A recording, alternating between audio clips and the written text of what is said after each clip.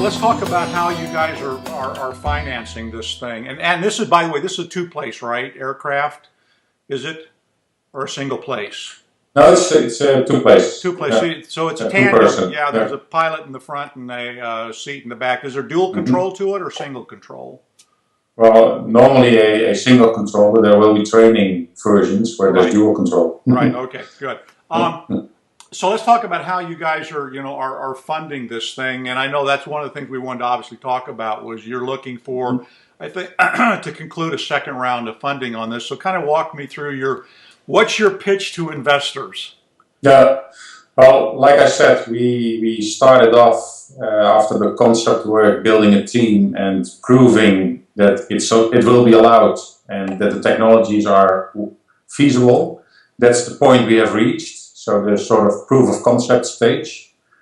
The next thing is building the first commercial version with these technologies, certify it, and deliver the first ones. So that's what we call the phase 2 development we have of the company. Right. We are now funding that phase, and we are more than halfway. The budget we have foreseen is about 12 to 14 million US. Okay. So we said to have enough buffer for unforeseen, we are raising 20. We have secured about 11 at the moment, okay. And we started fundraising more or less in October, November last year. Partly the Dutch government is also participating with funds, and we have new investors. And we are trying to also get in touch with some investors at different places in the world. So our current investor base is European, but the opportunity is worldwide. So we would very much welcome investors from the US, from Asia, to also help us develop the market opportunity locally. And we experience from the different countries in Europe that having investors from those different countries helps us to get our network, our relationships, things done. So that's why we are also inviting US investors to join us and help us invest and help us in the US market to also start business there once we have delivered the first product in Europe. Right. So what's the base price? I mean, obviously, with any aircraft, the price begins to escalate when you start adding, particularly getting more sophisticated avionics on board. And things of that nature. What's sort of the base price of the unit that you're sort of forecasting at this point? Yeah, in the beginning, there's of course very limited quantities. So then we expect, of course, over time to be more efficient in producing.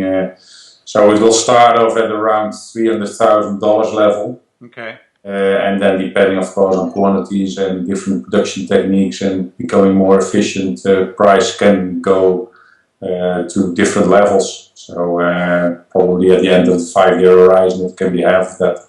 Okay.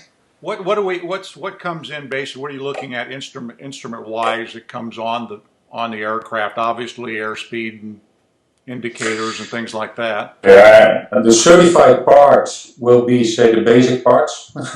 Yeah. And that's not that much. But of course, there is a way to integrate modern avionics, but they are not certified. Okay. And that's the way any small aircraft flies these days. And then you have different options. So you have the choice to put in Garmin or even your iPad, which is also a very functional thing these days to fly your airplane. Well, I mean, we're getting to the point now that basically all you're going to need anymore is an iPad. You just snap the iPad into a cradle, and all your other instrument comes up on an app. So, so that's even the case that there is. I think there is a Middle Eastern airline. I forgot the name. Who now has officially certified their commercial pilots to use iPads for navigation. Yeah, well, yeah, and a lot of them are airlines now are basically letting the pilots leave their their map bags at home, and just all the stuff that they need is located on the iPad. So just kind of a cool thing. Well, this is really cool. So when do you kind of anticipate getting the prototype started? Or not the Well, prototype, but the sort of the pre-production model. the pre-production rain series will be by the end of next year. We will Okay. start to build them, and then we will start to deliver them by the end of 2015. Okay. First, of course, nearby to give all the best support. So that means around the Netherlands, I would say. Right. And then when it's certified in Europe, we will start to do the application in the US, which is of course also a process. It's not different rules, but you have to go through the FAA procedures. Right. So we expect to be able to deliver in the US somewhere in 2016. Okay. Great. What was that? Oh, so I have to ask you this question because it is EV world. So, Yeah. is there any kind of technology that you've seen out there? I mean, there are some companies in Europe that have been doing some things with hybrid electric drives in aircraft, as well as all electric. Of course, those have obviously range, weight problems. Is there any kind of, are you looking at any kind of either biofuels or something of that nature so that you also begin to move this thing beyond dependence on fossil fuels? Yeah, of course, biofuels is the first logical step for aviation.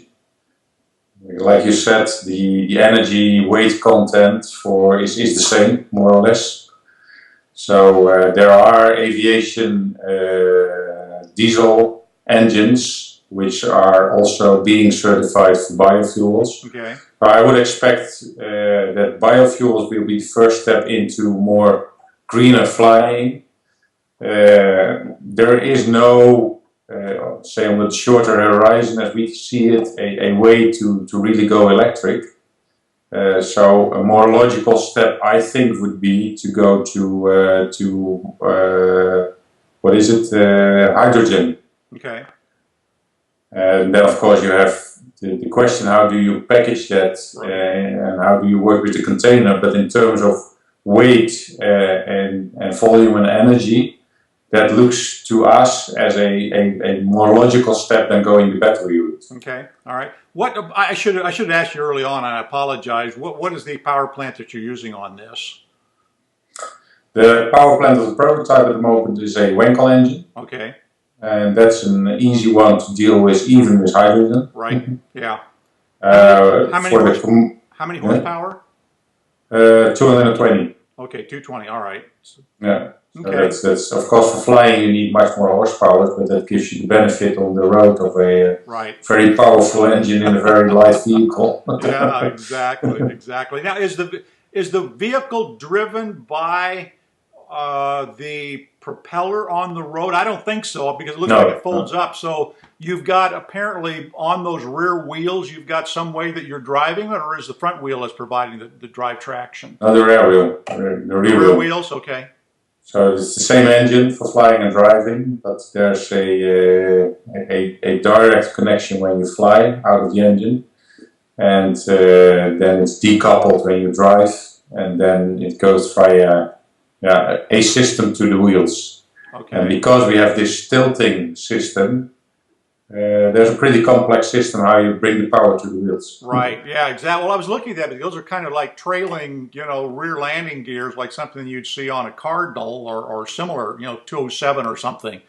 And so I was, how are you driving this thing? So you've got some kind of a mechanical couple then to it, do you? Yeah, it's an active tilting system. Okay. And so the rear swing arms, as we call them, they move independently, and that's the way the vehicle tilts from one side to the other. Right. And then you use the center of gravity to make a corner. Right. And that's the way you keep it stable. Right. But, that, of course, you have hinging points for those swing arms, so the way you bring the power from the engine has to go over these hinging points. Yeah.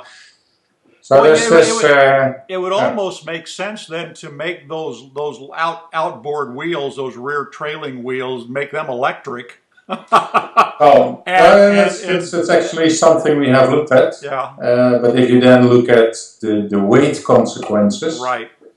then it's still much heavier. Right. Yeah. And not so much because of the engine, which you will have in the wheels, so you will have them in-wheel engine, but the whole power system as such.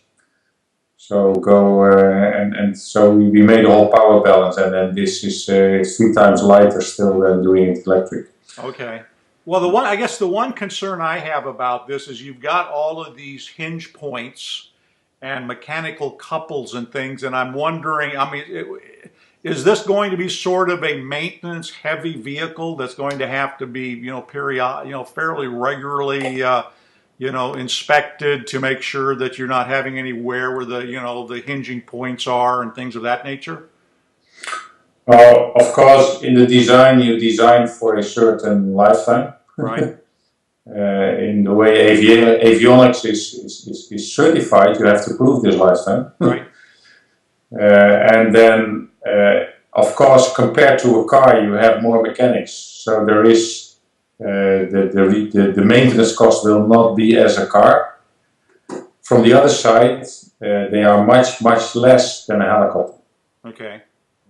People who don't fly don't realize, but having a helicopter is one, but maintaining a helicopter is something else. Yeah. Well, I think, what is it, for every hour you fly, there's 5 hours of maintenance or something like that? Yes, sometimes there are. Yeah. Yeah. Great. Hey, well, Robert, thank you so much, and we'll put a link over to the website, and of course to that really cool video, and show people this is actually a working aircraft. This is not photoshopped. It's not CG.